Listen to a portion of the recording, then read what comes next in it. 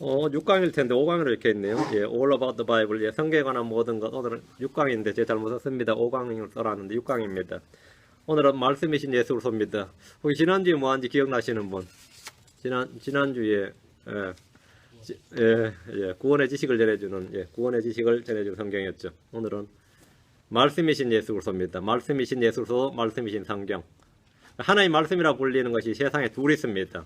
사람으로는 예수님이시고 어떤 물질, 물건, 눈에 보여 이걸로는 성경입니다. 이 책입니다. 하나님의 말씀이라 불리더라 하는 하나님의 말씀이라 불리는 게 지상에 딱 두 가지 있습니다.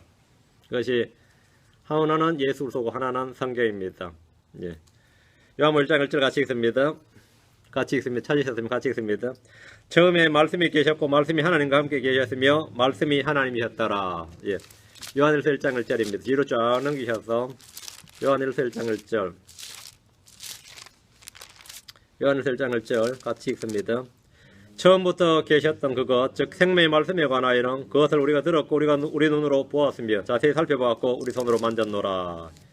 예, 처음부터 계셨던 것 즉 생명의 말씀에 관하여는 생명의 말씀에 관하여는 생명의 말씀이라고 불리는 분 예수님이시죠. 또 생명의 말씀하면 성경을 다 생명의 말씀이라고 합니다.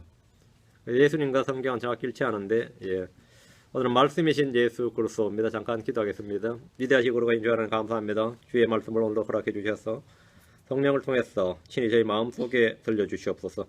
저희 귀로는 이 음성을 듣지만 저희 마음은 주님을 듣기를 원합니다. 아버지 하나님께서 성령을 통해서 기록된 말씀을 저희 속에 있는 그대로 영으로 전달하시기를 간구합니다. 그래서 저희 마음이 믿음으로 충만해지게 하시고 주께 주신 확신으로 가득하게 하시고 기쁨과 평강이 차고 넘치게 해주시기를 간구합니다. 은혜가 넘치게 하시고 주의 말씀이신 예수 그리스도뿐만 아니라 이 성경에 대해서 배우기를 원합니다. 하나님께서 은혜를 주셔서 저희가 이 말씀에 영광을 돌리도록 하시고 말씀이 크게 자라나도록 하여 주시옵소서. 감사드리며 주의 이름 기도합니다. 아멘. 사람들은 하나님 무엇이냐 또는 하나님이 누구냐 이렇게 묻는다면 우리가 크리스천으로서 여러분 어떻게 대답합니까? 하나님이 무엇이냐 또는 하나님 누구냐 하면 내가 하나님 믿는다, 하나님을 섬긴다, 하나님을 경배한다, 뭐 하나님 하는데 막상 하나님 누구냐 그래 버리면 뭐 하나님이지 하나님 무엇이냐 그러면 아마 대답이 공하실 분이 많을 겁니다. 여러분 하나님이 누구라고 말합니까? 하나님은 무엇이라고 말할 수 있습니까? 하나님은 누구와도 같지 아니하고 무엇과도 같지 않습니다. 하나님은 사람이 마음으로 생각하거나 상상해서 그분의 어떠하심을 그려낼 수 있는 존재가 아닙니다. 사람이 생각이나 상상이나 추론이나 실험이나 관찰이나 깨달음이나 그 무엇으로 하나님은 이러하시다. 하나님은 누구다. 이렇게 이 정의를 내릴 수 있는 존재가 아니다 이 말입니다. 하나님은 자신에 대해서 나는 스스로 있는 자니라 이렇게 말씀하셨습니다. 그게 하나님에 대한 유일한 정의입니다. 나는 스스로 있는 자니라. 성경에 보면 나는 주라, I am the Lord, 나는 주라, 나는 너희 주니라 이런 거, 나는 주니라 이렇게 이 말씀이 74구절 나옵니다. 나는 주니라, 나는 주, 너희 하나님이니라 이게. 근데 이게 전부예요. 이게 하나님께서 자신에 대한 계시가 이게 전부란 말이죠.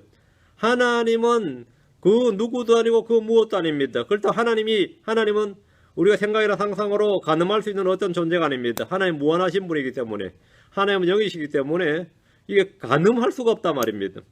하나님은 그 누구와도 같지 않고 그 무엇과도 비슷하지 않습니다. 그래서 사람들은 하나님 형상을 그릴 수도 없고 만들 수도 없습니다. 그리는 순간 그 우상이 됩니다. 만들어내면 그 자체가 벌써 우상이 되어버립니다. 그래서 하나님은 아무것도 무엇과도 같지 않기 때문에 누가도 같지 않기 때문에 만들거나 그리거나 조각하거나 할 수가 없도록 되어 있어요. 하는 자체가 우상 숭배입니다. 그래서 십계명에 금지되어 있는 거죠. 이사야 4장 18절 46장 5절 두 구절 봅니다. 이사야 4장 18절 이사야 4장 18절 그런즉 너희가 하나님을 누구와 같다 하겠느냐 또 그분을 어떤 모습과 비교하겠느냐 그런즉 너희가 하나님을 누구와 같다 하겠느냐 누구와 같다 하겠어요? 없지요. nothing이죠. 그런즉 너희가 하나님을 누구와 같다 하겠느냐 또 그분을 어떤 모습과 비교하겠느냐 어떤 모습과 비교해요? 없죠. 하나님 누구와도 같지 않으냐고 어떤 모습과도 비교할 수 없습니다. 사람들이 하나님을 걸어 누구와 같다, 무엇과 비교할 수 있다라고 생각하는 순간에 그 마음속에는 우상을 형성하고 있는 겁니다. 그 속에 우상이 지금 형성되어 버린 겁니다. 뒤로 4장 25절 밑으로 내려옵니다. 거룩하신 이가 이르시되 그런즉 너희가 나를 누구와 같다 하겠으며 누구와 동등하다 하겠느냐 하시느니라. 누구와 같다 하겠으며 누구와 동등하다 하겠느냐. 이것도 마찬가지로 nothing이죠. 없다 이거죠. 하나님 유일하시며 독특하신 분입니다. 하나님은 홀로 한 분이십니다. 하나님과 같으신 이는 없습니다. 뒤로 와서 46장 5절, 이사야 46장 5절. 지난 시간에 제가 쭉 읽었더니만 전부 다 헤매더라고요. 어느 구절이 어딘지 막. 이사야 46장 5절 천천히 하겠습니다. 이사야 46장 5절. 너희가 나를 누구와 같다 하겠으며 너희가 나를 누구와 같다 하겠으며 나를 누구와 동등한 것으로 여기며 나를 비교하여 우리가 같게 만들겠느냐. 이사야 46장 5절입니다. 너희가 나를 누구와 같다 하겠으며 누구와 같다 한다? 없죠. 나를 누구와 동등한 것으로 여기고 나를 비교하여 우리가 같게 만들겠느냐. 하나님의 이런 특성으로 인해서 우리는 하나님을 아는 지식을 전적으로 계시에 의존할 수밖에 없습니다. 하나님의 이런 특성으로 말미암아 전적으로 이 특별 계시에 의존할 수밖에 없어요. 하나님은 무엇인가? 하나님 누구신가? 이런 근원적인 질문에 대한 대답은 성경 속에 있습니다. 요한복음 1장 1절. 하나님은 누구신가? 하나님은 무엇인가에 대한 유일한 답이 요한복음 1장 1절입니다. 처음에 말씀이 계셨고 말씀이 하나님과 함께 계셨으며 말씀이 하나님이셨더라. 하나님께서 누구와 같다 하겠으면 무엇과 비겠느냐 그러면 뭐라고 하죠? 하나님의 말씀과 이퀄이다. 하나님은 말씀과 같다. 이렇게 말한 거죠. 처음에 말씀이 계셨고 말씀이 하나님이셨더라. 이것이 성경이 말하는 하나님이십니다. 우리는 때로 하나님은 사랑이시다, 하나님은 의로우시다, 하나님은 거룩이시다, 하나님은 뭐 이런 거 하죠. 근데 그것은 여기 성립 안 합니다. 하나님은 사랑이시다 말이 되는데 사랑은 하나님이다 이건 안 돼요. 그 말은 뭐냐면 하나님은 사랑이시다 이 말은 사랑은 하나님의 속성이지 정의가 아니란 말입니다. 그럼 하나님은 말씀이시다 이거는 뭐죠? 말씀은 하나님이셨더라 이건 된다고. 그러니까 하나님은 말씀이셨더라, 말씀은 하나님이셨더라 이렇게 되는 겁니다. 이것이 정확한 정의다 이 말입니다. 하나님의 정체성과 신원을 말해주는 유일한 하나는 하나님은 말씀이셨더라, 말씀이 하나님이셨더라, 말씀이 하나님이시고 하나님 말씀이십니다. 예수님은 하나님의 말씀이십니다. 즉 하나님이십니다. 요한일서 1장 1절 처음부터 계셨던 그것, 즉 생명의 말씀에 관하여는 그것을 우리가 들었고 우리 눈으로 보았으며 자세히 살펴보았고 우리 손으로 만졌노라. 처음부터 계셨던 그것, 즉 생명의 말씀, 예수 그리스도죠. 예수님은 생명의 말씀, 처음부터 계셨던 생명의 말씀이십니다. 하나님이십니다. 말씀이신 하나님께서 육신이 되어 우리 가운데 나타나신 분, 거하신 분이 예수님이십니다. 요한계시록 19장 13절, 계시록 갑니다. 19장 13절, 계시록 19장 13절. 또 그분께서 피에 담근 옷을 입으셨는데 그분의 이름은, 그분이 누구죠? 예수님이죠. 재림하신 예수님의 이름이 뭐죠? 예수님의 이름이 예수님이지 뭐예요. 성경 보고 성경에 지금 뭐라 되어 있어요? 그분의 이름은 하나님의 말씀이라 일컬음을 받더라. 그분의 이름은 하나님의 말씀이라 일컬음을 받더라. 그러니까 called, 불리더라 이 말입니다. 하나님의 말씀이라 일컬음을 받더라. 재림하시는 예수 그리스도 이름이 하나님의 말씀입니다. 우리가 하나님의 말씀이라 부른 또 하나는 뭐죠? 성경입니다. 하나님의 말씀이라 불리는 또 한 가지가 있는데 이 성경이란 말입니다. 예수님과 성경은 동일한 이름을 가지고 있습니다. 동명이인이에요? 예수님과 성경은 동일한 이름을 가지고 있습니다. 예수님은 누구인가? 하나님의 말씀입니다. 성경이란 무엇인가? 하나님의 말씀입니다. 말씀은 하나님이신데 곧 우리의 구원자 예수 그리스도이십니다. 예수 그리스도는 자신을 말씀이라고 하셨고 또 스스로 나는 알파와 오메가요 이렇게 말씀하셨습니다. 알파 오메가요. 알파는 헬라 첫 글자입니다. 오메가는 끝 글자입니다. 영어로 치면 A to G죠. 아토즈란 말이죠. A to G입니다. 알파 오메가라고 하셨습니다. 이런 자신이 단어고 글자란 겁니다. 나는 말씀이 할 때 말씀은 word입니다. 알파 오메가는 letter입니다. 요한계시록 1장에 2번 나오는 말씀이고 21장, 22장에 한 번씩 해서 총 계시록에 4번 나오는 자기 계시인데 주님의 자기 계시입니다. 계시록 갑니다. 1장 8절, 1장 11절, 1장 8절, 1장 11절. 나는 알파 오메가요 시작과 끝마침이라.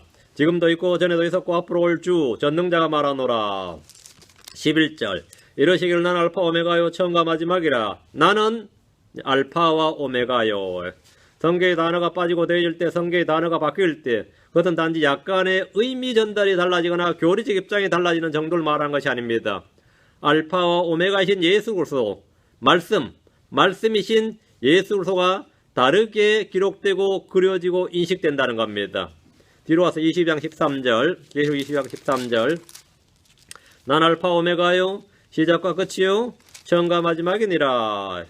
하나님이 말씀이시고 글자란 사실을 알 때 우리는 한 단어 정도가 아니라 1.1획도 변개될 수 없는, 1.1획도 부패될 수 없고 바뀔 수가 없고 더하거나 빠질 수가 없는 순수한 하나님의 말씀, 이 말씀에 전적으로 동의하지 않을 수가 없습니다. 성경의 한 글자 한 글자가 의의가 되고 문장이 되어서 우리 속에 들어올 때 그 말씀은 단지 글자와 단어가 아니라 살아있는 인격이신 신격, 하나님의 신격이신 하나님이신 예수 그리스도 일부로서 우리 속에 들어오는 겁니다. 성경을 읽을 때 우리는 성경에서 하나님이신 그리스도를 읽게 되며 영이신 예수 그리스도를 접하게 됩니다. 말씀을 통해서 우리는 말씀이신 주 하나님, 말씀이신 주 예수 그리스도를 인격적으로 접하는 것은 지극히 당연한 일입니다. 글자와 단어로 된 말은 개념과 정보를 전달해주고 그 이미지를 심어줍니다. 글로 된 말은 때로 그림이나 소리로 된 말보다 더 명확하게 사람 안에 정확한 형상을 심어줍니다. 하나님의 말씀인 성경의 의의는 믿는 성도들 안에 하나님의 형상이신 예수 그리스도를 정확하게 형성해 줍니다. 하나님의 형상이신 예수 그리스도는 하나님의 말씀을 통해서만 우리 안에 형성된다 이 말입니다. 하나님은 자신의 말씀을 영으로 우리 마음판에 새기시는 분이십니다. 고린도서 3장 3절. 고린도서 3장 3절입니다. 고린도서 3장 3절. 너희는 우리의 사역을 통하여 분명히 드러난 그리스도의 서신인데 너희가 그리스도의 서신이다. 로마서는 바울의 서신이죠. 로마서부터 빌레몬서까지 바울 서신이라 그래요. 히브리서까지 쳐가지고 이제 히브리서는 학자들은 이제 바울이 안 썼다고 말한 분도 있고 바울이 썼다고 말한 분도, 우리는 바울이 썼다고 이제 가르칩니다. 저희 교회에서는 빌레몬서까지를 바울 서신이라고 그러고 저희 교회에서 이제 히브리서까지를 바울 서신이라고 하는데 바울 서신. 다음에 이제 그 다음부터 유다서까지 그거까지를 뭐라죠? 예, 공동 서신, 또 일반 서신. 서신이란 말이 뭡니까? 레터죠. 편지라고요.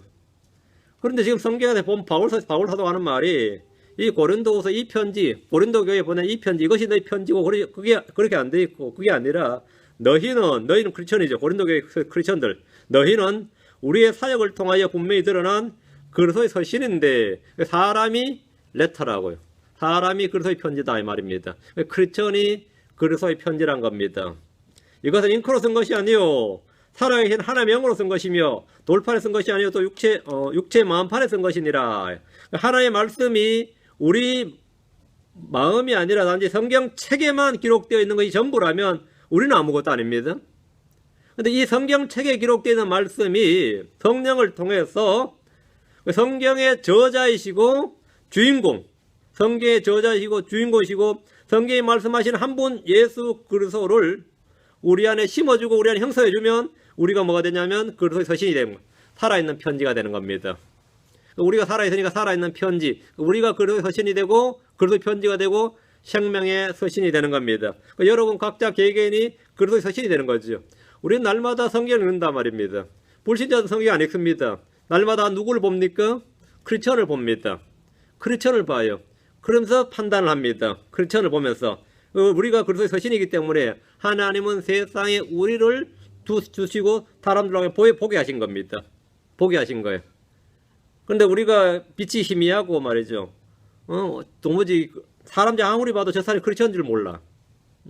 나중에 내가 크리스천이었다 물으면 네가 크리스천이었나 깜짝 놀라라 이런 네가 크리스천인 줄 난 꿈에도 생각 못했다. 이런 데면 어떻게 되는 거죠? 예, 그래서 서신, 그동안 그래서 서신이 아니라 뭐예요?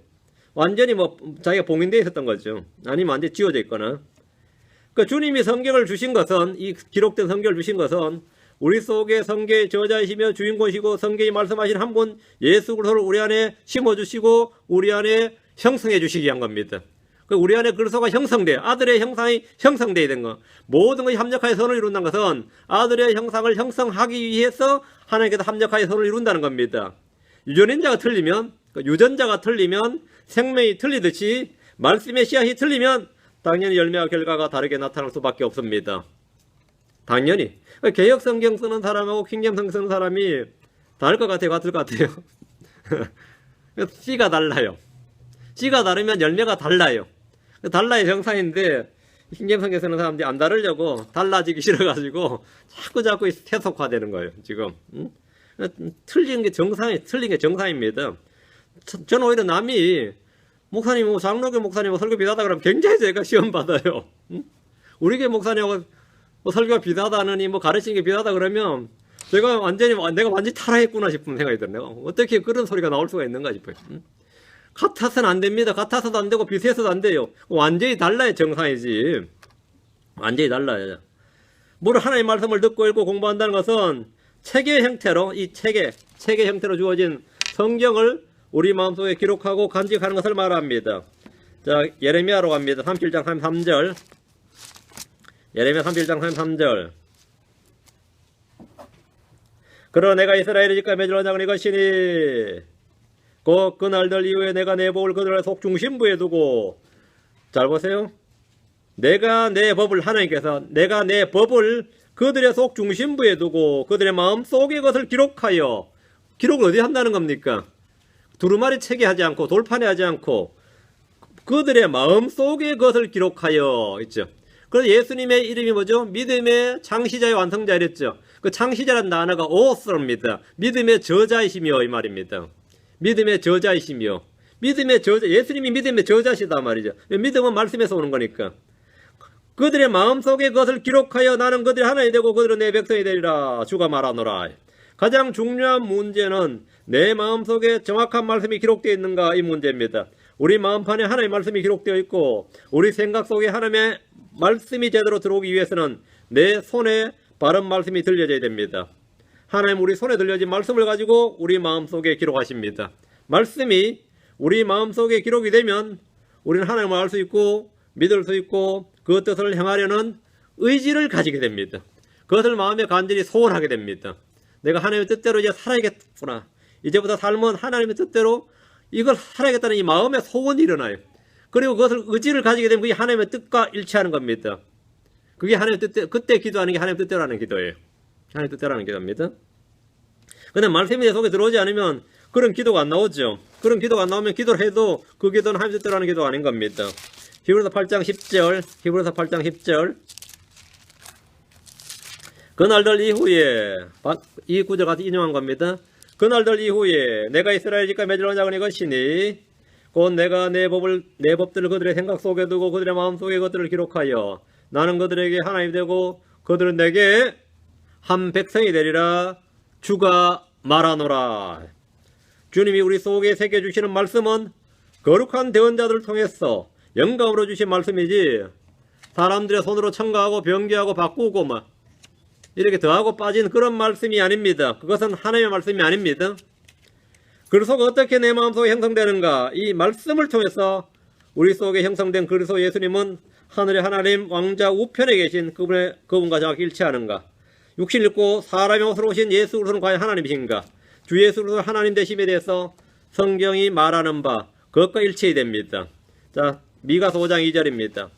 자, 킹잼 성경과 그렇지 않은 성경의 차이가 어디 있느냐 한번 보겠습니다. 지금부터 계속 살펴봅니다. 미가서 5장 2절. 미가서 5장 2절. 미가서 요나서 뒤에 있어요.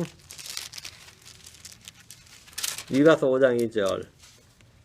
그러나 너 베들레헴 에브라다야 내가 유다의 수천 가운데서 작을지라도 이스라엘에서 치리자가 될 자가 내게로 나오리라. 이스라엘의 치리자가 될 자, 이스라엘 통치자, 이스라엘 치리자. 세상의 통치자 누구죠? 이 세상의 통치자 예수 그리스도입니다. 그의 나아감은 옛적부터 있었으며 영원부터 있었느니라. 그 영원부터 있었던 어떤 사람이 이스라엘 치리자가 나온다는 거예요. 베들레헴에서. 옛적부터 영원부터 있었던 그건 사람이 아니죠. 아담도 영원부터 있지는 못했어요. 옛적부터 영원부터 있었던 그렇게 나오는 한 존재가 베들레헴에서 나온다는 거예요. 베들레헴에서. 그 이스라엘 사람들은 전부 다 메시아는 베들레헴 출신이다 이걸 알았어요. 그래서 갈릴리에서 나오면 안 된다고 생각하는 거, 나사렛에서 나오면 안 된다고 생각했던 게 이 말씀 때문에 그런 겁니다. 예수님 베들레헴에 태어났죠. 베들레헴에 태어나셨는데, 근데 그 문제는 그 정체성이 나온다는 거죠. 그가 육신으로 태어나는 도시가 베들레헴이라는 것도 중요하지만 그보다 더 중요한 건 그의 정체가 뭐죠? 그의 나아감은 옛적부터 있었으며 영원부터 있었느니라 이거예요. 이 구절을 읽을 때면 자연스럽게 주님이 육신을 입고 오신 하나님이시며 영원부터 계신 하나님, 영원부터 계셨던 어떤 존재, 그 하나님이란 존재를 자연스럽게 각인이 되죠. 특별히 안 배워도 지식이 없어도 신학 같은 거 없어도 자연스럽게 인식이 들어온단 말이에요. 영원부터니까 영원부터. 그럼 반면 킹제임 성경을 제외한 역본들, 여러분이 만약 개혁 성경 읽고 뭐 감리교든 장로교든 성결교든 뭐 어느 좋은 교회를 다녔다 치더라도 좋은 교회 좋은 목사님 아주 훌륭한 그 분위기 좋은 교회를 다녔다 치더라도 그건 그거고 그 개혁 성경 뭐냐면 베들레헴 에브라다야 너는 유다 족속 중에 작을 자로 이스라엘 다스릴 자가 내게서 내게로 나올 것이라. 그의 근본은 상고의 태초이니라. 그의 근본은 이렇게 나온다면 그 주님은 근본이 말해 오리진이거든요. 근본은 주님이 기원이 없는 분인데 주님이 기원이 있는 분이 되는 거죠. 그 이제 이런 뭐가 되는 거죠? 근본이 있는 예수님은 근본 있는 분이다 하면은 하나님께 창조된 피조물이 되고 예수님도 창조된 신이에 불과한 거죠. 그럼 여호와의 증인 교리가 되는 거죠. 주님은 기원이 없습니다. 예수로 속아 피조된 피조물의 주장은 이단들은 모두 킹제임 성경을 배척합니다. 킹제임 성경은 근본은 이런 말이 없어야 해. 그의 나아감은 예수님 육신으로 오신 그분이 영원부터 있었던 그분이다 이 말이에요. 그러나 다른 성경은 그렇게 안 돼 있단 말입니다. 예수님이 근본이 오리진이 있었단 말이지. 기원이 있었단 말이지. 그 예수 그리스도가 언젠가 태초에 하여튼 누구보다 먼저 사람보다 먼저든 천사보다 먼저든 피조물이라고 주장한 이단들은 모두 다 이 킹제임 성경은 안 된다 이게 아니다 이거예요. 킹제임 성경을 쓰는 사람들은 그런 성경이 다 안 된다 그러죠. 이들은 성계의 문제는 큰 문제도 아니며 논점이 아니라 주장하지만 예수님의 그 신격 하나님 되심을 계속해서 부정합니다. 육신을 입고 오신 예수 그리스도가 누구라고 알고 있는가는 영적인 간음자입니다. 예수님이 누구신가? 처음부터 계셨던 말씀이시다. 하나님이시다. 이거예요. 그렇게 하면 구원이에요. 그렇지 않으면 아무것도 아닙니다. 요한일서 4장 3절에 예수께서 육체 안에 오신 것을 시인하지 아니하는 영마다 하나님께 속하지 아니하나니 이것은 적그리스도의 그 영이니라. 그것에 관하여는 그것이 오리라는 말을 너희가 들었거니와 그것이 지금 이미 세상에 있느니라. 예수 그리스도께서 육신을 입고 오신 하나님의 사실을 믿지 않는 사람은 아무리 예수님의 가르침과 그분의 행적과 교훈을 따라 산다고 해도 그는 마귀의 영에 끌림을 받는 사람이 지나지 않습니다. 예수님이 위대한 사람이다, 위대한 성인이다, 뭐 위대한 철학자다, 위대한 뭐 성각자다, 가르침을 받은 사람이다, 뭐 어떤 뭐 별의별 소리 다 해도 그것은 성경이 말하는 그 존재가 있단 말입니다. 예수께서 육체 안에 오신 것을 시인하지 아니하는 영마다 하나님께 속하지 아니하였다 했죠. 개혁성경 NIV를 보면 이 구절을 보면 예수를 시인하지 아니하는 영마다 하나님께 속한 것이 아니니 이래 돼 있으며 예수를 시인하지 아니하는 영마다 이거 무슨 말이야 대체? 예수 그리스도께서 육체 안에 오신 것을 시인하지 아니하는 영마다 이거는 예수님이 한마디로 말씀이신 분 하나님이신 분께서 전부터 계시던 그 생명의 말씀이 영이신 분께서 육체 안에 오신 것 그것이 예수님이란 말이죠. 이게 우리 성경이 우리가 보고 읽고 산 성경입니다. 그렇게 믿죠. 근데 예수를 시인하지 않은 영마다 헐리우드도 예수를 시인합니다. 슈퍼스타라면서 지저스 크라이스트 슈퍼스타라잖아요. 예수를 시인하지 아니한 영마다 하나님께 속한 것이 아니니 이건 아무 의미가 없는 말입니다. 예수를 시인하지 아니하는 영마다 하나님께 속한 것이 아니니 예수를 시인해 아니하는 거면 나 예수를 시인한다 그러죠. 혁명가로 사는 사람도 있고 교육가로 하는 사람도 있고 사랑의 화신이라고 하는 사람도 있고 위대한 철학가로 말하는 사람도 있고 별의별 사람 다 있습니다. 민중의 혁명가로 믿는 사람도 있습니다. 그렇죠? 예수를 뭘로 시인하냐고요? 예수를 뭘로 시인하냐고.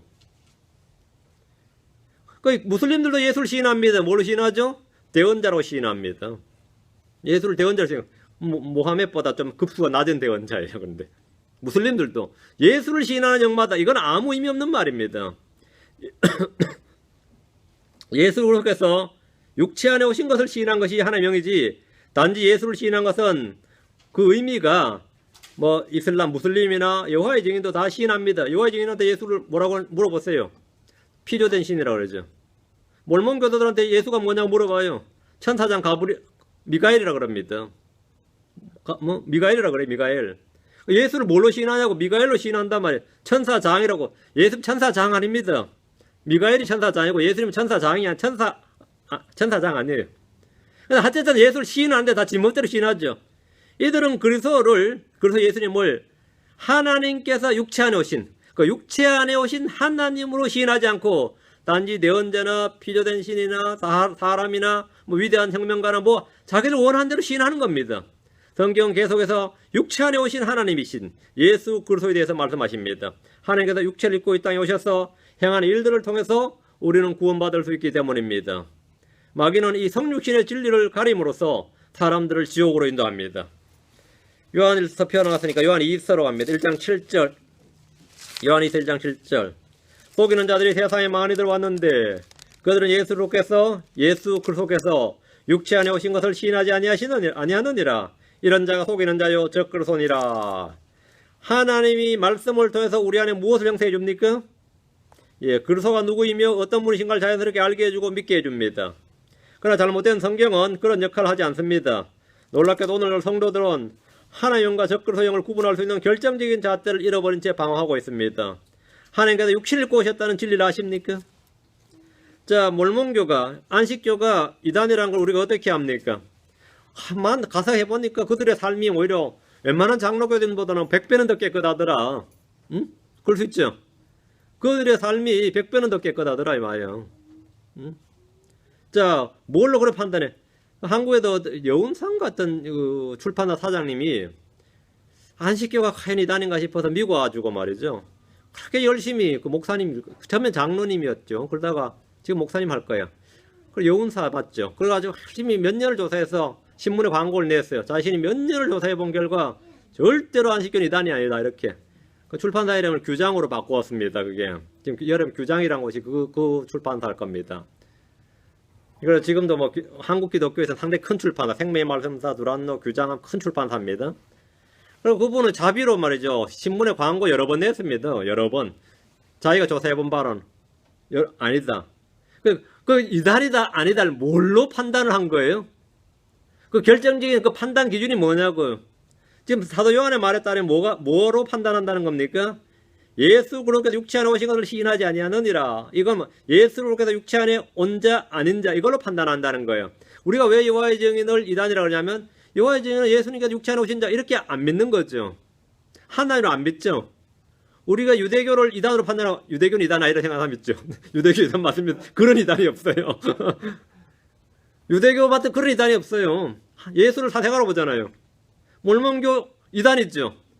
왜요? 하나님이 사람이 되셨다가 성경이죠. 몰몬교는 왜 우리 이단이라고 그래요? 몰몬교인들이 문제가 아닙니다. 그건 사람이 하나님이 됐다 그래요. 예수라는 사람이 하나님이 됐다는 거예요. 그게 몰몬교 핵심 교리입니다. 그래서 우리가 이단인데 그러죠. 안식교를 왜 이단이라고 그럽니까? 그들의 삶이 알죠. 삶은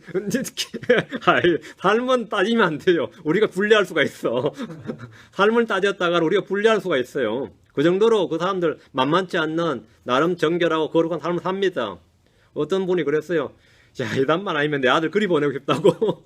그 정도로. 그 주님께서 육신을 입고 행하신 이 모든 일들, 하나님께서 육신을 입고 오신 이 결정적인 역할을 하는 이 구절이 이 개역 성경에 따르면 없습니다. 하나님께서 육체를 입고 사람이 되셔서 행하심으로 우리는 그리스도 예수를 통해서 구원을 얻고 생명을 얻고 그분 안에 거하는 하나님의 충만한 신격과 그분 안에 거하는 하나님의 충만한 신격에 충만한 모든 것을 얻게 된 겁니다. 주님이 누구시며 어떤 분이시며 어디서 오셨고 무엇을 행하셨고 어디로 가셨는가를 정확히 알려주는 것이 이 킹제임스 성경입니다. 우리가 킹제임스 성경을 쓰는 이유는 이 성경 쓴다고 뭐 교회 부흥합니까? 이 교회 쓰면 봉해요? 이 성경 쓰니까 막 복을 얻습니까? 아니면 이 성경 쓰니까 막 내가 확 변하고 달라져요? 이 성경이 예수 그리스도를 가장 정확하게 계시하고 일치하기 때문입니다. 주 예수께서 몸으로 행한 모든 일은 우리가 이 말씀을 통해서 믿을 때 우리가 행한 일이 되기 때문입니다. 예수님이 죽었는데 그 죽음이 우리가 믿을 때 우리의 죽음이 되죠. 예수님이 묻히셨는데 우리의 묻힘, 그분과 함께 장사되었고, 예수님이 이렇게 했는데 우리가 함께 일으켜졌고, 예수님이 승천하셨는데 우리가 함께 앉혔고, 뭐 전부 다 함께라죠. 내가 언제 내가 언제 예수하고 십자가에 못 박혔어요? 근데 못 박혔다잖아요. 함께 죽었다잖아요. 그게 어떻게 된 겁니까? 예수님이 행하신 모든 의가 나의 의가 돼서 의롭도다. 예수님이 하나님의 아들이신데 내가 하나님의 아들이, 예수님이 하나님의 상속자인데 내가 하나님의 상속자다. 뭐 예수님이 가지고 있는 모든 것이 다 내가 지금 나에게 적용이 다 그대로 다 왜 그래 된 겁니까? 예수님을 나에게 주셨기, 내가 예수님을 받아들일 때 예수님이 한 모든 일이 다 나의 것이 되었습니다. 그게 전가입니다. 그게 성경의 말 전가예요. 주 예수께서 몸으로 행한 모든 일은 우리가 이 말씀을 통해 믿을 때 우리의 일로 기록되고 주어진다 이거예요. 그게 뭐죠? 전가예요. 그게 하나님께서 우리에게 주신 겁니다. 선물입니다. 우리가 뭘 잘해서가 아니라 믿을 때 주어진 선물이에요. 자, 요한복음 16장 16절. 요한복음 16장 16절. 조금 있으면 너희가 나를 보지 못하겠고 다시 조금 있으면 너희가 나를 보리니 이는 내가 아버지께로 가기 때문이라 하시니라. 주님이 어디로 가십니까? 주님이 어디로 가십니까? 하늘에 계신 하나님 아버지께로 갑니다. 주님은 자신의 죽음과 부활뿐 아니라 승천에 대해서 지금 말씀하셨습니다. 그런데 이 부분을 개혁성경이나 다른 역본으로 보면 이런 진리가 있습니까? 여러분 만약 개혁성경이 안 읽었던 분들한테 물어보세요. 조금 있으면 너희가 나를 보지 못하겠고 또 조금 있으면 나를 보리라 하시는데 요까지 하고 콤마 마침표가 딱 찍혀 있어요. 뭐가 없는 거죠? 이는 내가 아버지께로 가기 때문이라 이 말씀이 없습니다. 이만큼 싹 빠져 있습니다. 내가 아버지께로 가기 때문이라 승천 장면이 없단 말입니다. 주님의 말씀이 완전히 삭제되어 버렸습니다. 주 예수께서 하늘로 가신다는 사실을 왜 중요합니까? 주님이 하늘에 계신 아버지께로 올라가셔야 약속하신 성령이 옵니다. 주님이 하늘에 가심으로 우리 역시 동일한 곳에 갈 수 있는 소망과 확신이 주어집니다. 그러나 킹제임 성경을 제외한 모든 역본들은 그리스도의 승천에 대해 그 기록, 그 기사를 다 삭제해버립니다. 뭐 설마 그러려니 나도 개혁성경 쓸 때 다 알고 있었는데 그런 생각하시는 분 있을 겁니다. 누가복음 24장 51절 52절. 근데 아무리 읽어도 아무리 뭐 100번 읽건 1000번 읽었던 요한복음 16장 16절에서는 성천기사가 없습니다. 누가복음 24장 그럼 다른 데 있겠죠. 뭐 그런 거 다른 데 있겠죠. 누가복음 24장 51절 52절. 그분께서 그들을 축복하실 때에 그들을 떠나 위로 올려져서 하늘로 들어가시니라. 이거 언더라인. 위로 올려져서 하늘로 들어가시니라. 주님께서 하늘로 들어가셨어요. 그들이 그분께 경배하고 크게 기뻐하며 예루살렘으로 돌아가니라. 자, 제자들이 예수님을 이제 시오프하는 거죠. 한마디로 배웅한 겁니다. 주님께서 하늘로 올라가신 장면인데, 그럼 이 부분을 여러분 지금까지 킹제임 성경 알기 전까지 현대분 여러분 교회에서 다녔다면 말이죠. 누가복음 24장 51절 52절에 그들이 그분께 경배하고 크게 기뻐하며 예루살렘에 돌아가 저희가 그에게 경배하고 큰 기쁨으로 예루살렘, 이게 답니다. 예루살렘 돌아가, 큰 기쁨으로 예루살렘에 돌아가, 중간에 뭐 빠졌어요. 중간에 그에게 경배하고 이게 없고, 그에게 경배하고 이게 위로 올라가 없으면 개혁성경 성천 장면이 아마 개혁에는 굵은 꺾음새 관로로 되어 있을 겁니다. 이 끊어고 옆에다가 뭘 하냐면 이 부분은 고대 사본 없다 이래 돼 있어요. 친절히 각주를 달아놨습니다. 그런 성경 독자들이 은밀하게 성경의 절대성과 완전성에 대한 믿음을 무너뜨리고 의심을 던져줍니다. 고대 사본 없는데 지금 우리 성경에 넣어놨구나 이렇게. 사실은 읽으면서 이걸 믿지 말라는 뜻이에요. 고대 사본 없으니까. 참 하나님이신 예수 그리스도의 모습이 선명하게 그려지고 내 마음속에 새겨지는 성경이 바른 성경입니다. 주님께서 행하신 일들에 대해서 빠짐없이 기록된 성경이 바른 성경입니다. 예수 그리스도가 누구냐? 하나님이십니다. 이 진리를 제쳐둔 채 예수 그리스도의 말씀과 능하신 이적을 본다면 그는 성경을 읽은 것이 아닙니다. 성경 구절마다 주 예수의 신성, 신격, 즉 하나님이심을 선포하고 있습니다. 여러분이 복음서를 읽든 어디를 읽든 간에 그 모든 이 초점은 거기 있어요. 예수님이 하는 모든 말씀과 모든 일은 나는 하나님이니라 이걸 보여주는 데 있습니다. 그것을 믿게 하는 데 있어요. 그걸 믿게 하는데 요한복음 3장 13절 요한복음 3장 13절 하늘에서 내려온 자고 하늘에 있는 사람의 아들 외에는 여기 언더라인 하늘에 있는 사람의 아들 외에는 하늘에 올라간 자가 없느니라. 여기서 우리는 주님께서 하늘에서 내려오신 분이다. 알죠? 땅에서 나신 분이 아니다 말입니다. 아담의 후손들은 다 땅에서 났죠. 주님 친히 뭐라고요? 하늘에서 내려온 자 이렇게 말합니다. 하늘에서 내려온 유일한 사람입니다. 몸은 땅에 계시지만 동시에 하늘에 계신다 이거죠. 하늘에 있는 사람의 아들 이렇게 있죠. 지금 몸은 땅에 있지만 하늘에 있는 사람의 아들이니까 무소부재입니다. 예수님이 지금 우리 앞에 있는데 지금 하늘에 있는 사람의 아들이라잖아요.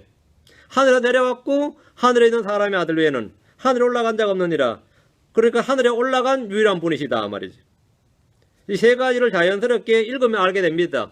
믿고 안 믿고는 그 사람 마음이지만 일단 성경이 선포하는 바는 그렇습니다. 세 가지를 말해줍니다. 주님께서 친히 자신이 하나님이라는 사실을 사람들 앞에서 말씀해 주신 구절입니다. 이 구절을 개역성경이나 다른 역본으로 보면 하늘에서 내려온 자 곧 인자 외에는 하늘에 올라간 자가 없느니라 이렇게 되어 있습니다. 차이가 보입니까? 하늘에 있는 이 말이 없습니다. 하늘에 있는이 없으니까 주님이 무소부지하신 하나님이신 예수로 그게 안다는 거죠. 어떤 신자들은 그래요. 뭐 그런 단어가 뭐 그렇게 중요하냐. 그 있고 없고가 우리의 삶에 뭐 그래 중요하냐. 전도하는데 중요하냐. 삶에 중요하냐. 뭐 이 세상에서 뭐 하는데 중요하냐. 그게 뭐 그렇게 중요한 거냐고 막 어떨 때는 막 독사처럼 덤벼들어요. 그래 막 따질 때 보면 막 내가 이거 없어요 그러면 막 그거 없는 게 뭐 그렇게 중요하냐고. 있고 없고가 그게 뭐 그렇게 중요하냐고. 그럼 괜히 없다고 말해줘도 내가 다 미안할 정도예요. 얼마나 덤벼드는지. 그거 있고 없고가 뭐 그렇게 중요하냐고. 응? 그것이 신앙생활에 어떤 연관이 있고 그런 지식이 영적 생활을 영위하는데 무슨 그렇게 중요하냐, 무슨 상관이 있느냐 이렇게 생각하거나 반문을 합니다. 그런 분 많이 있어요. 제가 그런 분 하도 많이 만나가지고 그런 분 만나면 뭐 지금은 그래요. 그렇지만 예전에 제가 이해를 못했어요. 여러분 생각은 어떻습니까? 여러분도 지금 설교 들으면서 뭐 이렇게 저걸 따지냐. 은혜 안 되게 시리. 뭐 이런 생각할 수도 있습니다. 얘들은 말씀이신 하나님이 말씀을 통해 계시자며 영이요 생명이 말씀을 통해서 하나님의 아들 예수 그리스도의 믿음과 생명과 권능과 신성과 그 신성한 권능, 신성한 본성이 그분의 모든 것이 우리 안에 주어진다는 사실을 전혀 모르고 있습니다.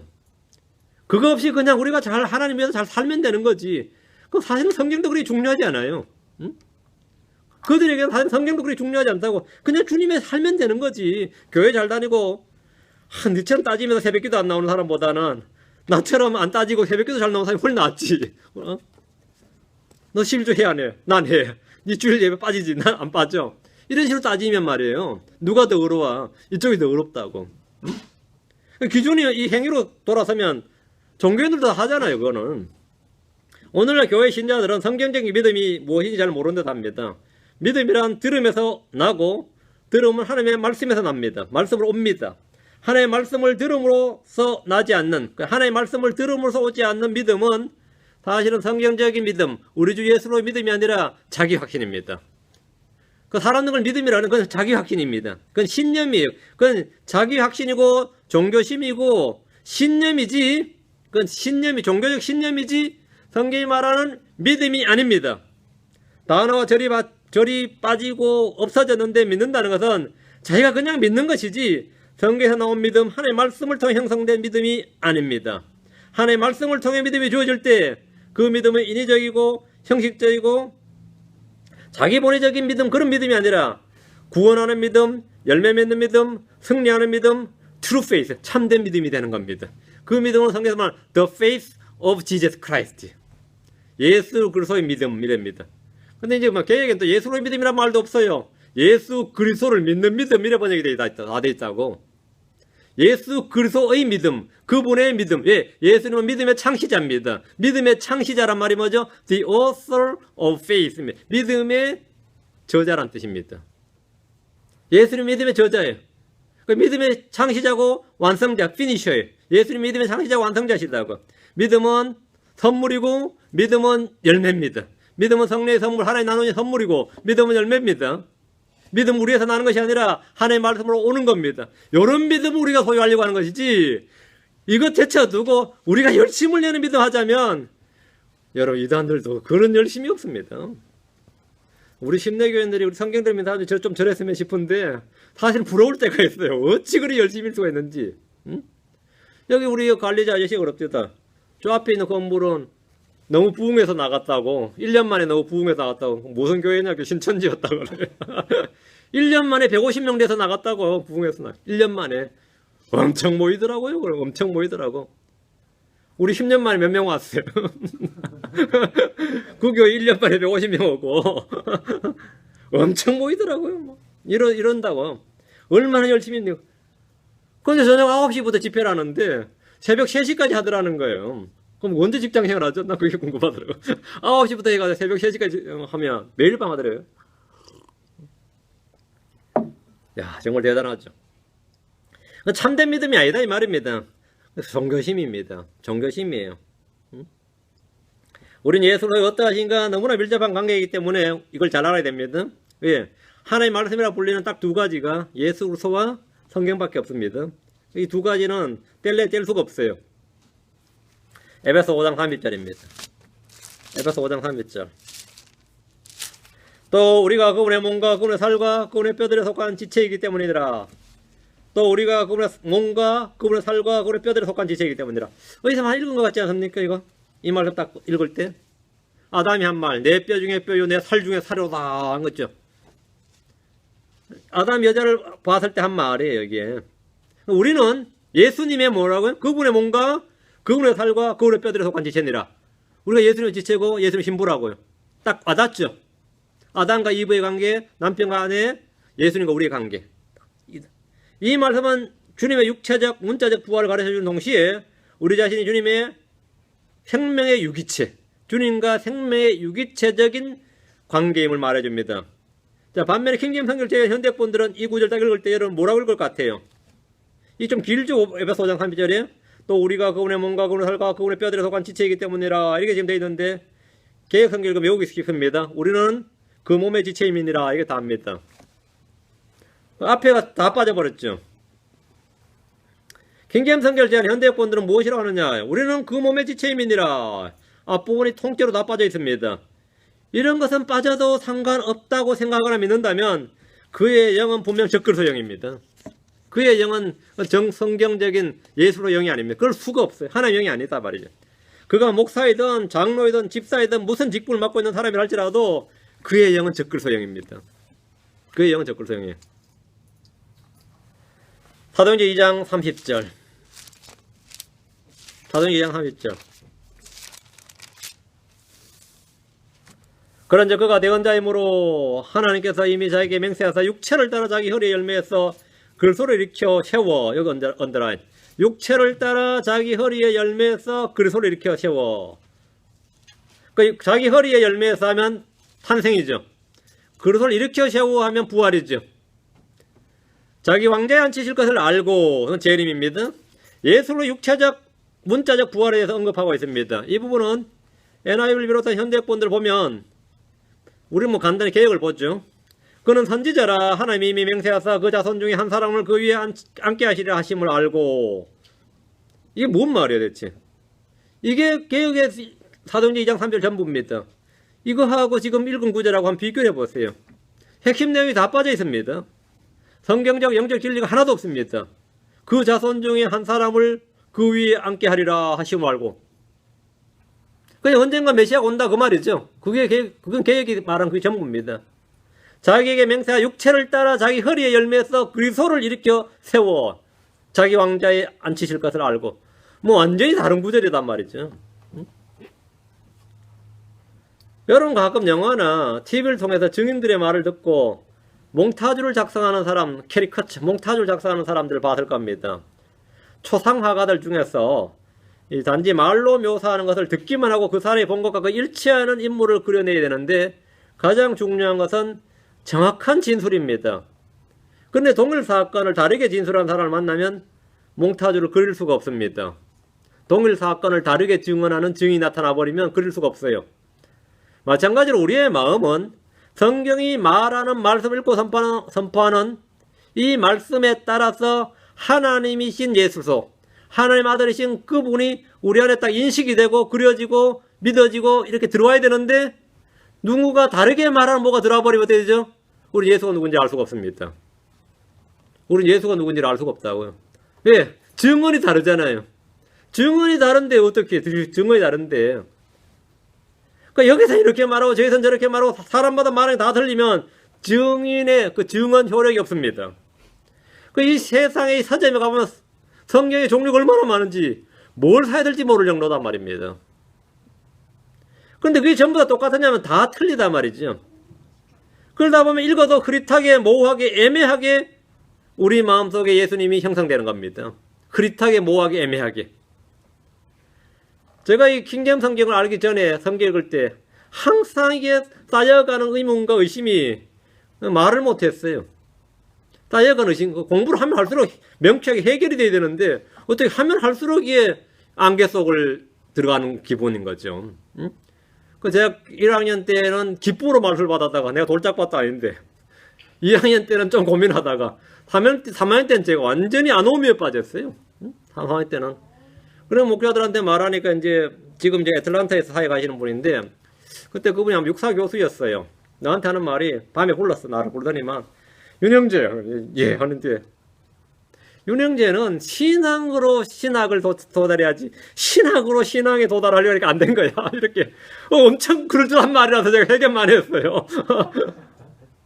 윤영재 틀려먹었다 이거야. 자꾸 윤영재는 신학으로 신앙에 도달하고 싶어 하는데 그건 안 된다는 거예요.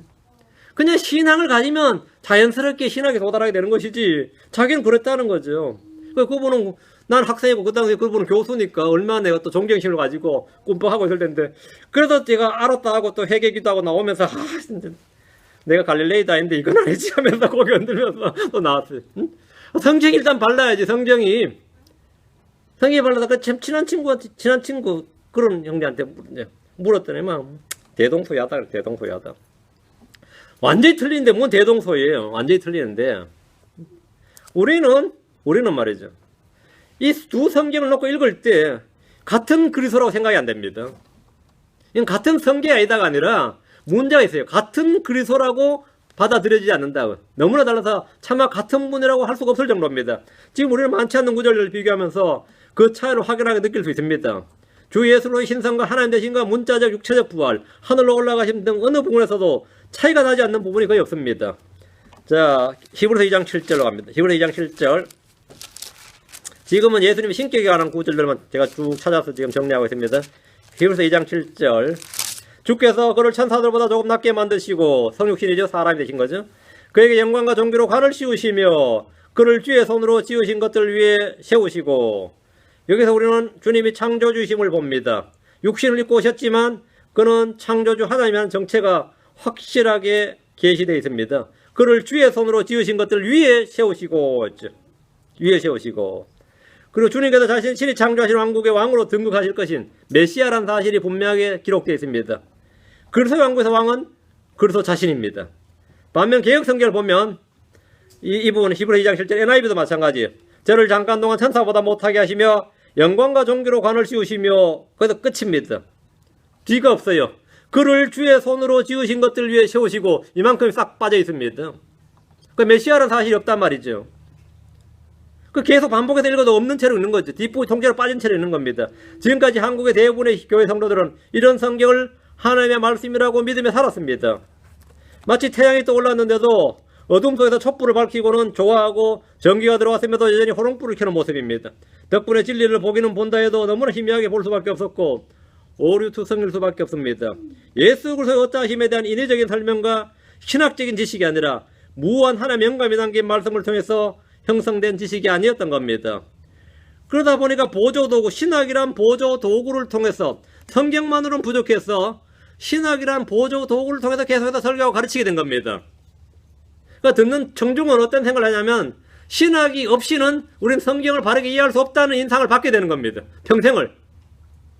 그러니까 여러분은 성경 설교를 들으면서도 신학 공부를 따로 안 하면 세상 원어 공부를 하지 않는 이상은 나는 성경 읽어도 제대로 알 수 없어. 이런 인상을 매주 받아요. 매주. 왜? 설교를 그렇게 하니까. 바른 성경이면 이걸로 충분해가 되는데 그것을 계속해서 가르쳐 주는 게 설교자인데 설교자도 은연중에 너희는 들어도 몰라 하는 제대로 알 수 없어 하는 그런 그걸 뉘앙스를 풍겨가며 가르칩니다. 실제로. 여러분 그런 인상을 못 받았습니까? 그런 인상을 못 받아요? 엄청나게 은근히 그걸 많이 풍겨요. 그러다 보니까 예배의 보조도구가 필요하다 이거죠. 예배의 보조도구. 한번 믿음의 보조도구가 뭐냐? 예수님과 그분의 말씀으로 충분해야 되는데 내게 임한 성령으로 충분해야 되는데 그게 안 되니까 뭐가 되는 거죠? 신학이란 보조도구가 필요한 거예요. 신학이란. 사람들이 만나도 학문이 필요하다. 이건 요즘은 그렇게 안 봐. 그래 버리면 되죠? 그거는 그런 뜻이 아니야. 요즘은 그렇게 안 봐. 그러니까 사람들이 견해가 중요해져 버린 겁니다. 그것도 하나님의 말씀보다 더. 요즘은 그렇게 안 봐. 이게 도대체 뭔 소리예요? 기록된 말씀보다 뭐 더 중요한 게 뭐가 있어요? 그러다 그들은 말씀을 통해서 온 믿음 대신에 인위적인 열심과 행위를 믿음인 줄로 아는 겁니다. 믿음과 행위가 뒤범벅이 되어 버려서 분간이 되질 않습니다. 이 얼마나 불행한 일입니까? 선한 행위를 부정하거나 낮춰보는 것이 아니라 우리는 선한 행위를 매우 중요한 걸 봅니다. 선한 행위를 절대로 낮춰보지 않습니다. 하지만 행위는 믿음의 결과고 믿음에 따라오는 것이어야 되고 믿음의 열매여야 됩니다. 믿음의 행위여야 됩니다. 믿음과 행위가 아니에요. 믿음을 대신할 수 있는 어떤 것이 되어서는 안 됩니다. 성경은 은혜와 행위, 믿음과 율법에 대해서 날카로운 대조와 분리를 보여줍니다. 이들은 결코 섞일 수 있거나 부분적으로 결합될 수 있는 것이 아닙니다. 로마서 11장 6절 로마 11장 6절 만일 은혜로 된 것이면 그것이 더 이상 행위에서 난 것이 아니니 그렇지 않으면 은혜가 더 이상 은혜가 아니니라. 그러나 만일 그것이 행위에서 난 것이면 더 이상 은혜가 아니니 그렇지 않으면 행위가 더 이상 행위가 아니니라. 은혜와 행위는 섞일 수가 없다는 겁니다. 은혜로 된 것이면 행위에서 난 것이 아니고 조금이라도 행위에서 났으면 은혜라고 할 수가 없다는 겁니다. 여기서 멈추지 않습니다. 행위에서 난 것은 은혜가 아니라고 못 받고 있습니다. 그러나 현대의 배교한 기독교는 행위에서 난 것도 은혜라고 주장합니다. 은혜가 아니면 행위를 할 수 없었다는 등의 이상한 논리를 전개하면서 은혜에서 난 것은 행위가 아니지만 행위에서 난 것은 은혜가 될 수 있다. 이런 식입니다. 이들은 날카로운 분리와 대조 대신에 은근한 타협과 혼합을 가합니다. 그래서 아예 뒷부분의 절반을 가해질해 버렸습니다. 이 로마서 11장 6절의 뒷부분을 개역성경을 보면 만일 은혜로 된 것이면 행위로 말미암지 않음이니 그렇지 않으면 은혜가 은혜되지 못하느니라 하고 끝이에요. 뒷부분에 절반 이상이 빠져버렸단 말이죠.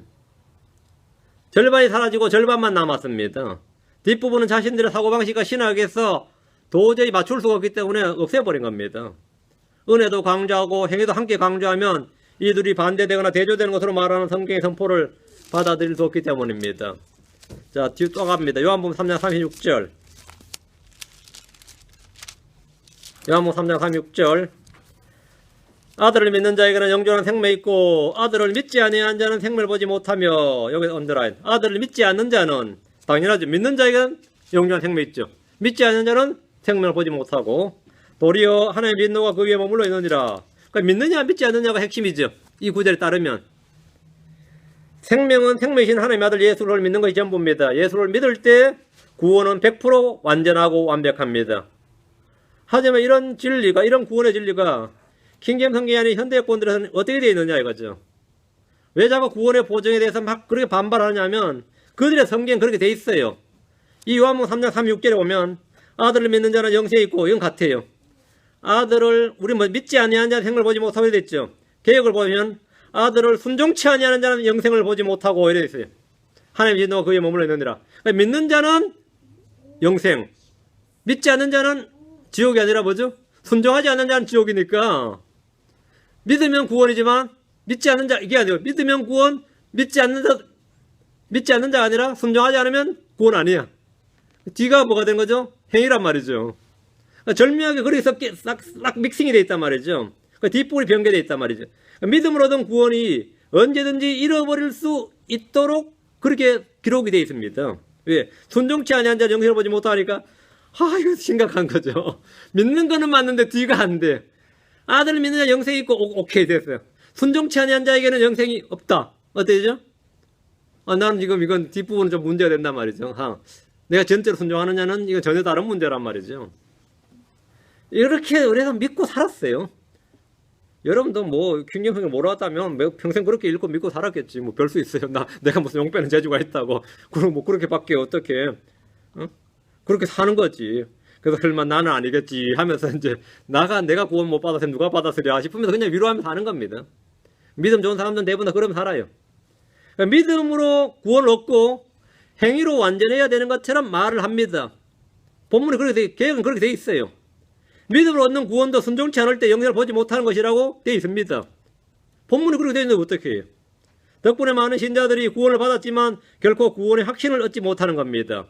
여호와의 증인들이 쓰는 성경을 보면 믿음을 순종으로 불신을 불순종으로 바꿔버린 걸 볼 수 있습니다. 그 신세계 역본 보면 요한복음 3장 36절, 로마 11장 32절, 13장 18절, 14장 6절 이렇게 믿음이란 단어를 전부 다 순종으로 바뀌어져 있어요. 순종하는 자는 순종치 않는 자는 순종하는 자는 순종치 않는 자는 그거 다 행위죠. 왜 그렇게 여호와의 증인들이 열심히 전도하고 다니는지 아시겠죠? 그 자체가 행위구원이기 때문입니다. 행위구원. 그렇게 해도 그 사람들은 자신이 구원받는지 안 받는지를 죽을 때가 확실히 잘 못하더라고요. 저희 집에 여호와의 증인 두 분이 구원 늘 2인 1조로 다니니까 되게 백발이 성성한 할아버지 한 분 오셨더라고요. 젊은 사람하고. 근데 제가 막 성경 구절 갖다 대니까 젊은 사람이 굉장히 요동을 하는 거예요. 젊은 사람이 이렇게 믿음이 좀 어린 것 같아. 백발이 성성한 사람은 여호와의 증인 골수분자인데 그분이 이 사람이 흔들리는 믿음을 붙들어 주더라고. 그 사람 나한테 뭘 들으면 항상 그 사람 쳐다보고 있는 거야. 그럼 그 사람이 아니라고 막 진정시켜도 이런 식인데 제가 이 사람을 공략해서는 안 되고 결국 이 할아버지를 공략을 해야 되는데 할아버지 이제 할아버지 이야기 좀 해야겠다. 그래서 옆에 듣고 있으라고. 근데 그분이 딴 말은 안 하고 자신은 구원받은 사람입니다 이러더라고요. 난 하나님께 택함 받은 사람입니다. 그러니까 저도요 그랬거든요. 그 사람이 깜짝 놀라는 거예요. 캘리포니아에 2명밖에 없다는 거야. 택함 받은 사람이. 자기하고 1명, 국가주의 1명. 캘리포니아에 2명밖에 없는데 나도 이렇게 집사님 저기서 놀이하고 있거든. 저 안에도 1명 돼 있어요. 그랬거든. 저 안에도 1명 돼 있는데 택함 받고 구원받은 사람 저기 있다고. 우리 교회는 많다고. 내가 막 광분을 하는 거야. 그래서 내가 하도 황당해가지고 옆에 있는 젊은 사람한테 그럼 당신도 같이 증인인데 구원받고 택함 안 받으니까 저는 그런 말 하면 안 되죠. 난 지상에 남을 사람이고 이 장로님은 하늘에 갈 사람인데 이러는 게야. 그래서 제가 고린도서 15장 딱 펴가지고 다라는 말에다 동그라미 치겠어요. 우리가 다. 그 all이란 말에 딱 동그라미 치겠는데 그 신세계 역본에 다란 말이 없는 거야. 다라는 말에 all 우리가 다 올라간다고. 다 올라간다고. 우리가 다 그 한 글자가 얼마나 중요한지 알겠죠. 거기에선 다라 해버리면 그 교회는 망해버리죠. 여호와의 증인은 다 올라가는 게 아니거든요. 14만 4천만 올라가나 봐요. 14만 4천만 올라간다든가 하여튼 캘리포니아에 2명 올라간대요. 그냥 말에 따르면 다른 사람 말은 안 들어가서 잘 모르겠고요. 별의별 희한한 사람 다 있다 그랬어요. 왜냐면 이 사람들이 믿음을 통한 구원이 아니라 행위 구원이라서 그래요. 행위 구원이라서. 하늘 안 가냐고 했더니만 그건 들어본 적이 없는 말이라는 거예요. 하늘 안 가냐. 우리는 예수를 믿는 믿음으로 구원받았다 이거죠. 자 봅시다. 디도 3장 5절.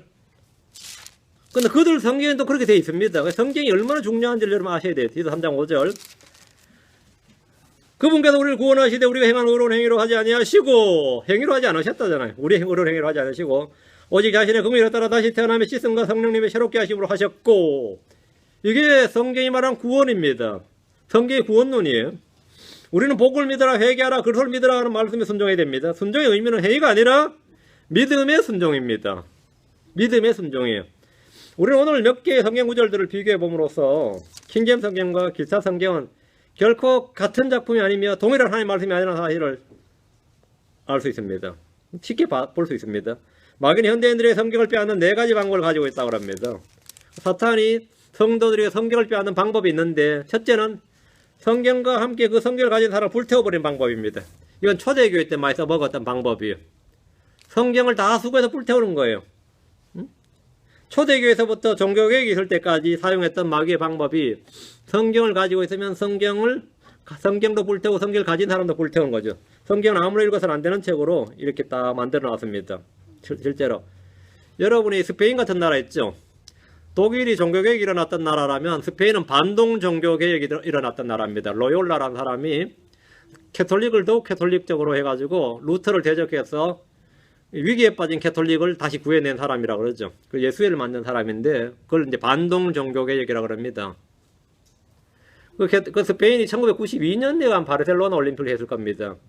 그 1992년 올림픽 할 때까지 스페인에서 내가 길거리에서 이 성경을 들고 다니며 전도를 하거나 말을 하면 아무나 와가지고 그 사람 툭 치면서 성경을 빼앗으면서 바로 라이터로 성경을 그 사람을 불태웠어요. 길에서. 그 바르셀로나 스페인 도시입니다. 수도입니다. 그러면 다음에 한 번만 니 더 따위지다 하면 니도 불태워주겠다. 그 말이 92년도까지 그랬습니다. 1992년도까지. 스페인 같은 나라가. 그게 왜 수천 년간의 전통이었습니다. 그게 마귀의 방법이었어요. 지금도 많은 이교도 국가들에서는 성경을 보는 것은 법으로 금지되어 있고, 성경 읽고 선포하는 이런 감옥이나 사형에 해당하는, 감옥, 구금 또는 사형에 해당하는 죄입니다. 다른 어떤 책, 어떤 경전도 상관없는데, 성경은 그래요. 성경은 공항에서부터 금지되는 나라가 수두룩합니다. 둘째, 성경 읽는 신자들에게 이제 종교의 자유가 선포된 나라는 그렇게 못하는데, 마귀는 어떻게 하느냐 하면 그런 나라들에는 불완전한 성경을 주는 겁니다. 첨가되고 삭제되고 변개된 불완전한 성경을 줌으로써 읽어도 구원을 받지 못하게 하는 겁니다. 세련되고 현대 구어체의 숨결을 살렸다고 자랑하는 모든 현대 학본들은 사실 하나님의 말씀을 6만 4천여 곳 삭제하고 변개해버렸습니다. 이게 마귀가 하는 방법입니다. 다른 씨를 뿌린 거죠. 다음에 그것도 안 되면 마귀가 하는 방법은 성경을 읽는 사람들의 마음속에 믿음이 생기지 못하도록 의심을 심어주는 겁니다. 주로 신학교와 강단에서 일어나는 현상들인데 성경 읽는 그대로 못 믿게 하는 겁니다. 읽어서 믿으려고 그러면 이 부분은 참 불행하게도 이 원어의 뜻을 잘 살리지 못했네 이래버린다는 거죠. 이 부분은 원어로 보면 이 부분 이렇게 번역되어야 되는데 이 부분은 고대 사본은 없는 것인데 이렇게 함으로써 기껏 조금 읽어놓은 성경 전부 다 뭐 하는 거죠? 예. 거기는 사실은 부정확하다 이렇게 해서 이 말씀을 듣는 이들, 읽는 이들의 마음속에 성경은 절대로 완전할 수 없다는 거짓 확신을 심어줍니다. 그 크리스천들이 가진 이 독특한 믿음 하나가 성경은 완전할 수 없다는 확고한 믿음을 가지고 있다는 거죠. 성경은 완전할 수 없다는. 그거는 마귀가 심어준 믿음을 확 가지고 있는 겁니다. 다음 넷째가 뭐냐면 이것 잊어져도 다 안되는 우리 같은 사람이죠. 여러분 손에 만약 킹제임스 성경을 손에 잡고 있다. 그러다가 성경대로 믿는 교회에 출석하고 있다. 이러면 마귀가 어떻게 여러분을 공격할 것 같아요? 예. 여러분의 하나님의 말씀이 있는 거죠. 손에 있는 거죠. 마귀가 하는 일은 그 말씀을 매일 읽지 못하게 해서 마음속에 심겨지지 않도록 하는 겁니다. 그 성경을 갖고 있다 해도 마음속에 손에 갖고 있지 마음에까지는 갖고 있지 못하게 하는 겁니다. 그건 말씀을 빼앗는 방법이에요. 성도들이 성경 읽지 않으면 말씀 안에 풍성히 가할 수 없을 겁니다. 말씀이 거하지 않으면 말씀을 통해서 하나님이 이루실 모든 형태의 복들은 주어질 수 없습니다. 그럼 마귀가 하는 방법, 마귀가 아주 옵션이 많아요. 마귀가 옵션이 많습니다. 여러분 어떻게 해야 되겠습니까? 이 성경을 가지고 부지런히 읽어야 됩니다. 읽는 그대로 믿으면 됩니다. 그러면 그것이 바로 건전한 믿음, 성경적인 믿음이 되는 겁니다. 그것이 구원하는 믿음이고 열매 맺는 믿음입니다. 그 믿음 가지고 있으면 승리하는 믿음 체험할 수 있습니다. 승리를 체험할 수 있어요. 날마다. 그리고 무엇보다도 자신의 삶이 변화되기 전에 자기 자신이 변화되는 것을 체험할 수 있습니다.